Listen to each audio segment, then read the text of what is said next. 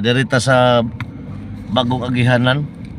Shortcut kuno ni nga shortcut kuno ni nga dalan gikas Taguluan sa dapit atbang sa may International Container Port o niya molusot dito sa may ibabaw sa Alai sa Manolo Fortits sa may dito sa may kuan Mantibugaw, no? Mantibugaw nga barangay na siya lusot. So, isuaya na mo ni Gagi, pero perting mahalas toll fee. 50 pesos ang toll fee sa mga 4 wheels. O single motor is 20 pesos lang. So, mo ni mga guys, wag yun na to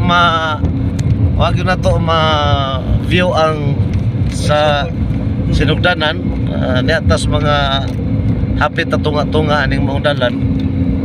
Concrete gini noon siya, no? Concrete. Wala gini siya problema sa dalan, wala pa yung mga ribaong. Pero naay mga pangason, lugsungon. Di natakaagi ani sa Upper Puerto, kana ibabos Puerto nga Carmen Hills, di natakaagi. Apil Mangima. Oo, apil ang dili ang Mangima, bagihan na to. Bagyan na to Mangima ani. Alai di na. Di na rin ibabaw sa Alai. Ani ra nga tulay yo. Oo.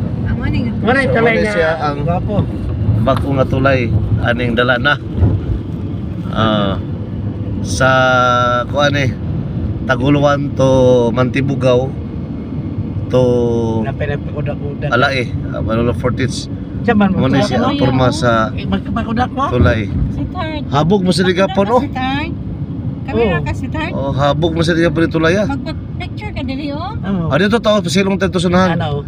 Oh, pasilong tayo sunahan kay mag-picture sa Nay snack na yun oh. Oh. Snack ba? Dito sa may ano. Oh, nay snack na yun. Mo ni siya nga tulay ilang kaingnon. Mo ni nga tulay. Dito ta sa may landong gamay kol. Dito na sa landong gamay. Okay. Sa may landong gamay. Okay. Oh. So magpa-picture. Kisa magpa-picture. Si Tart. Si Tart lang. Kamo. Lagi. Kaya naka-live ko. Si Ilay. Na